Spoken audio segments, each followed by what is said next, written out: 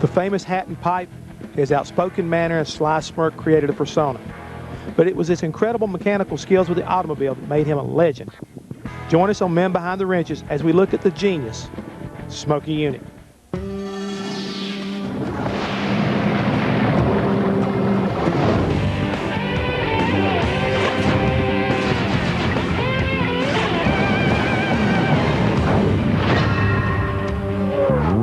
Throughout its history, NASCAR racing has been filled with innovators.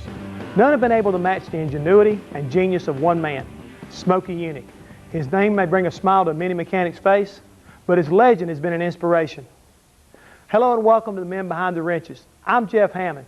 Mechanically, Smokey's passion for the automobile led him to create many parts for racing. He developed these innovations right in his famous laboratory, the best damn garage in town. Growing up poor, north of Philadelphia, Henry Smokey Yunick tinkered with tractors and motorcycles as a kid. Racing motorcycles led to his famous nickname. The announcer couldn't remember my name, and the motorcycle I was running was smoking like hell, so he started calling me Smokey. That's what started. He dropped out of high school when his family fell on hard times, and even lied about his age to get in the Air Force. Smokey piloted B-17s during World War II. It was during this time in the service that he educated himself. In the Air Force, I spent a lot of time. We didn't have any good dirty books to get, but so I got physics and chemistry books, which is my second choice. And I found the physics very intriguing. In other words, I was quite shocked to find out that what seemed so complex and complicated to me was actually so very simple if you studied it from the ground up. When Smokey returned from the war, he spent a short time in New Jersey before heading to the warmer climate of Daytona. It was there that he got his first taste of auto racing when a friend, Marshall Teague, introduced him to the sport. I got interested in stock cars because it was the only game in town here in Daytona. And there was a lot of history here that was rather interesting on the records on the beach, and the stock cars was available to me to work on. And then the rules, I guess, themselves made the stock car thing intriguing to me because I didn't race like anybody else. The people I raced against was Mother Nature, gravity, centrifugal force, trying to go the furthest distance on a given amount of fuel, trying to get the most power out of a certain sized engine. Upon his arrival at the beach, Smokey found a location to work on his cars and a slogan that would be synonymous with him for a lifetime. When I first come here, all the garages had a slogan back in them days, 47. And so I was trying to think of something to call this place, so I got the name patented, the copyrighted with the state of Florida, and it's been that way ever since. Smokey was a character because he had the big patch on his back that said Smokey's best damn garage in town, and you know, just to see the word damn back then was something. Smokey's cars came out of the best damn garage in town and were about to create an auto racing legend. This ain't no damn romance novel. It's Smokey's widely acclaimed autobiography.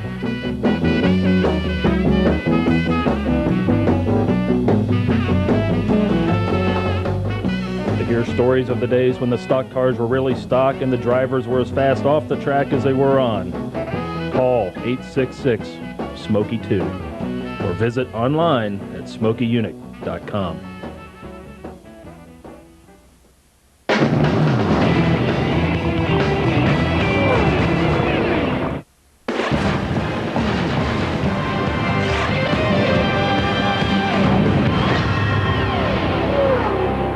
Stock car racing was just heating up when Smokey settled into Daytona Beach. Early pioneers like Marshall Teague, Red Byron, Tim Flott, Curtis Turner, and Fireball Roberts were stirring things up at the beach. Smokey anxiously set out to make his mark. In those days, the rules were pretty equal. In other words, if you run a Ford, you wasn't allowed to do anything, or an Oldsmobile or a Hudson or whatever. So if you were to run faster than someone else, it would have to depend on your ingenuity, I think, because the rules held you very tightly. Actually, when the race was going on for years, we raced by a stopwatch. I decided how fast we would run a lap, given lap, and then sometimes it would adjust it in the race. And we might be leading or we might be running 12. But if, for example, at Darlington, if the initial 50, 100 laps was, in my opinion, too fast. We decided before the race how fast we were going to run, assuming that I always felt like that it was very foolish to race any particular car until you got down to the last 50 miles. There was no manufacturer allegiance in those days, so Smokey looked at every make for an advantage. You know, I'm on a Hudson one day, a Chevy the next day, an Oldsmobile the next day, a Packard, a Buick, a Ford, and we're jumping all over the place. Remember I told you we'd go drive the cars off the showroom floor and then pick what we thought was the fastest car. So if we were running Fords last year and we thought Oldsmobile was faster this year, we switched. We didn't have any allegiance to anybody. We were just interested in getting what was the fastest. Smokey's search for an edge paid off.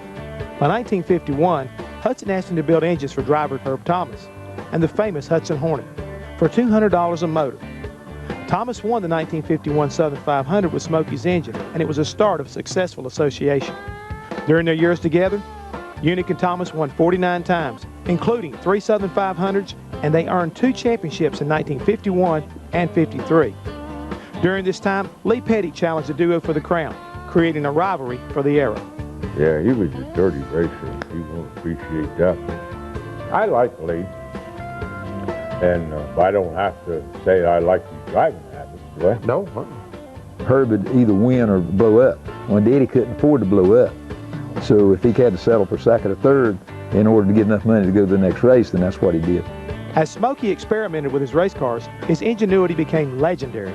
The story about him, after the inspection, they take the gas tank out and they ask if they're through with the doggone thing, a little more colorful, and jumping in it and cranking it up and driving it back to his shop. I would work all week to get an edge on you for next week, but today, if I do, then the week after that I'm going to get penalized because the new philosophy on racing is that we want everybody the same speed. And I think that from the fans' point of view, it's probably correct. You want wheel-to-wheel racing down to the last inch of the race. But back then, what we thought was important was just simply stated for me or for you to go out and just outrun the shit out of everybody out there. That was what was important. And maybe I could do that for a season. But then we always had a deal, and I still believe it, that the sun don't shine on the same dog's ass all the time. And sooner or later, that guy that you couldn't beat, we find the weak spot and we get him. And that was what was fun, to find out this Sunday who was going to be the cat that we couldn't beat, that had something new, something better. In 1955, Smokey and Thomas proved their versatility by entering a Chevy in the Southern 500 and taking home the victory. Smokey's success was rewarding, but he wasn't one to sit still. He still had much more to accomplish. By the mid-50s, Smokey had made a name for himself on and off the racetrack. Sometimes his interpretation of the NASCAR rules led to heated debates with Bill France Sr., who saw Smokey's creative approach as cheating. But through all the frustration, his mind never ceased to come up with innovation after innovation. Eventually, the big boys of the Detroit auto industry took notice and looked to Smokey to make the automobile better. They didn't call it genius then. They called him a cheater. And really, he didn't cheat. He went around the rules.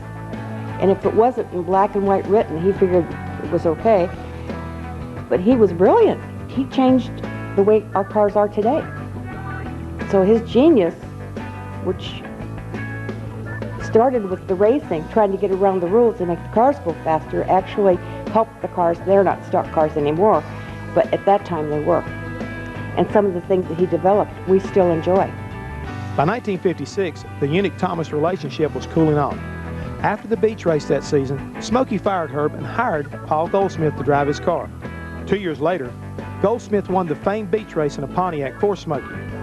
The driver that impressed me the most was Paul Goldsmith. Yeah, he had the most natural talent of any driver that I've ever been around. It was around this time, the late 50s, that talk began of a new type of racetrack, a super speedway that the France family was planning to build in Daytona. The racetrack turned out to be a bigger deal than Smokey ever envisioned. By the time that I knew anything about it, why, it was going to, had plans for it, rough plans. And eventually they developed good enough to construct a racetrack. And At them days, I was fairly involved, and I probably made 7 or 8 speeches to the Kiwanis and the Rotary Club and everything, trying to get people to buy stock in the racetrack. Matter of fact, I bought some stock. And so most of us were working, doing anything we could to help the thing happen. And once it got started, to the point where it started, had the corporations formed and so forth, I felt it was going to be built. Now, if you're saying, did I have any idea that it would turn out to be the size, the race would be the size of it is today, never in my wildest dreams could I ever imagine anything like what's happened today. By the early 60s, Smokey was frustrated with NASCAR, but not with auto racing, so he turned his attention to Indy cars. The open-wheel environment seemed to be the perfect outlet for Smokey's frustrated genius.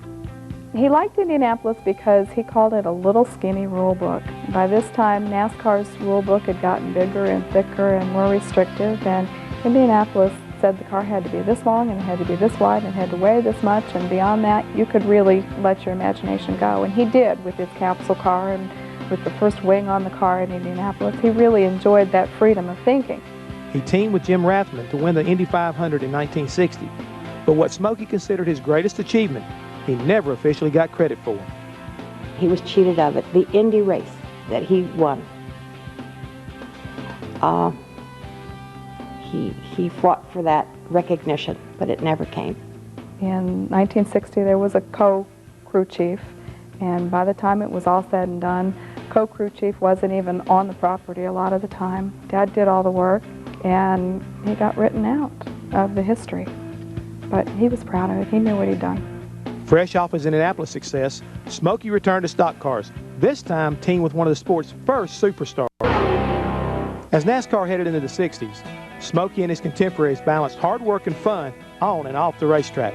They were a fun-loving bunch. In those days, all the guys were alive. Fireball Roberts was there, Little Joe Weatherly was there, and all these people that now have become legends. They were just people and just out to have a good time. And they would race and they would party.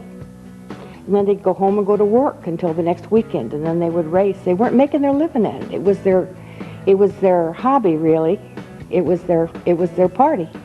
In 1962, Smokey teamed up with the superstar of the era, Fireball Roberts. Despite watching Fireball race for years, Smokey was skeptical about the driver. I didn't particularly like Fireball. As we raced along and rocked along and Fireball moved from modifieds into stock cars, it was obvious to me that he was very good. He could have been a very good stock car driver as well as a modified driver. As a matter of fact, I felt like he was about as good a driver as there was, and possibly better than most. And so since we lived in the same town, we eventually got hooked up and run together. We probably would have run together a lot more earlier if I had liked him personally. Then I finally got to know him. Fireball was a loner. And unfortunately, so am I, and we did not get along the best. But then, we got along good, but we were never real close friends. For example, Paul Goldsmith and myself, we were very close friends, and still are. Herb Thomas and I had a lot more easygoing relationship than I did with Fireball, and so that's what held it off for some time. But once we got the racing together, I understood in him, I understood his abilities and so forth, and I think he understood mine, and we finally got to where we were able to make a team. I don't think Fireball thought Smokey had the best handle in the world on handling. And a lot of that was, and there were some occasional discussions that got a little heated between Smokey and Fireball about, handling the car. I've got to turn the thing, Smokey. It can't just go down the straightaway. And but together they were a fabulous team. Roberts raced the wheels off of Smokey's Pontiac, winning the coveted Daytona 500 in 1962. Roberts took 9 poles and 3 wins that season, finishing 8th in the point standings. By 1964, Smokey dabbled in all forms of motorsports. He and Roberts had split up as a team, but continued to be friends. During that season, Smokey sensed that Fireball had lost some of his desire. we had the capsule car at Indianapolis, and I was having trouble up there, and Fireball come to see me just for the Charlotte race. And he would, if the truth was known, he would like to have not run the Charlotte race. He told me that he had a contract with a beer company, and that would be his last race. He wouldn't even finish the season. And then I discovered, and I think he came purposely to tell me that I was right and he needed to get away. And I said, well, you wouldn't be no worse up here driving the capsule car. And asked him if he wanted to drive it, because we had problems with what was going on there. And he said, no, I'm going down and run that thing, and I'll see you after it's over. And then, of course, you know the rest of the story. Fireball was seriously injured in a fiery crash at Charlotte with Junior Johnson and Ned Jarrett. He never recovered. Oh, he was grief-stricken. He really was very fond of Fireball, and he had felt that Fireball's racing career was over. He had a thing he called seat gap. When the driver was driving, he should be relaxed.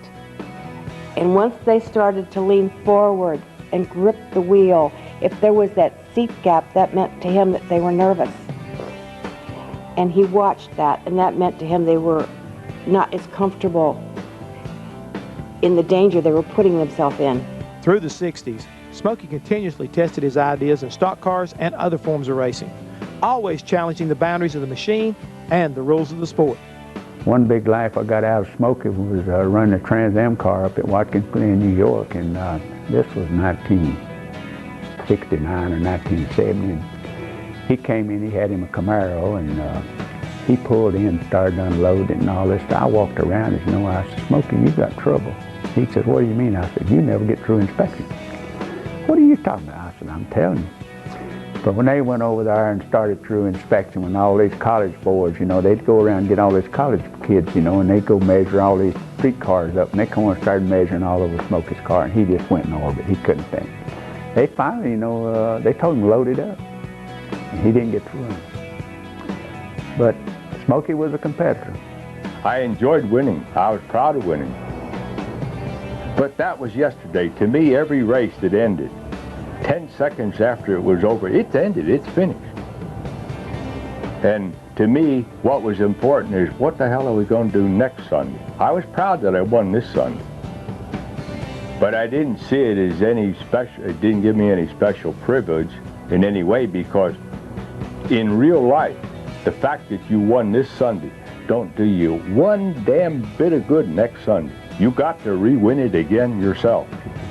In 1969, a frustrated Smokey Yunick walked away from stock car racing, only to dabble in it for a while. Despite his retirement from NASCAR racing, Smokey continued to develop new ideas for the automobile industry. I think people are surprised to find out how funny he was, how insightful he was, and how forward-thinking he was. He was involved with energy conservation and alternate energy when it wasn't trendy or politically acceptable to do so. He was worried about preserving the environment, not just for his grandkids, but for generations to come.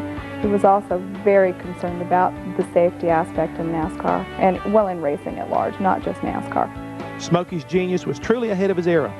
Many of his innovations are still used in race cars and in your automobile today. He created so many different innovations in the sport, and also was very innovative and creative in circumventing rules. He found the gray areas or the white areas between the black letters that weren't covered, and took advantage of it. He didn't read the rule book and say, okay, you know, 2 and 2 is 4. He was going to add up 2 and 2 and make it 5. I mean, he always went a little bit further then, but that was the ingenuity. There was nobody, I think, that in his time that had the horsepower and the engines that he had. He was a real innovator. He seemed to sit over that and figure out what he needed to do to get around the rules that we had. And most all of them tried to fudge around the rules, and they had a lot of rules that you couldn't get around back then. But it took a lot of work and knowledge on what you were doing to break that rule and still be legal. He's one of those people when you say he did it all, well, he did it all. I mean, he's one of those people that when he walked through the garage area, kids that didn't really know who he was, but they asked a question and all of a sudden the guy'd say he was the best at one time. And that's pretty much what Smokey was. Here's a man who will do things that you've never thought of, and he will do things with a gusto that you've never seen. So, and then he can talk about them in a colorful way that is just uniquely his and just inject so much flavor into the sport and, of course, into his reputation. Smokey was just one of the absolute greatest people that ever happened to NASCAR. What he crammed into his lifetime is beyond belief. He didn't waste a minute. He lived for today, and he thought about tomorrow and planned, but he was in the moment. And he got more in his life than most of us ever can shoehorn in. It's just unbelievable what he did. He loved it, and he lived it, and he enjoyed every minute. For Smokey, there's only one way he wants to be remembered. That I was on the level, that it's agreed that I was a straight talker. It was agreed that I wasn't a bullshitter. And it was agreed that I gave a little as well as taken. That I tried to put something back in the deal. And that it agreed that I was serious about what I was doing. I wasn't looking for ink. I wasn't looking for a big name for Smokey. But I did what I did because I believed in it, because I was interested in it, because I enjoyed doing it, and hopefully somebody else got something out of it besides just the work that I did. And that would suit me. After years of challenging the rules and coming up with solutions, Smokey may have retired, but he continued to think of ideas to make cars safer and faster. Even after his death in February of 2001, many young crew chiefs continue to carry on Smokey's legacy as they search for the winning edge. For the men behind the wrenches, I'm Jeff Hammond. Thanks for joining me.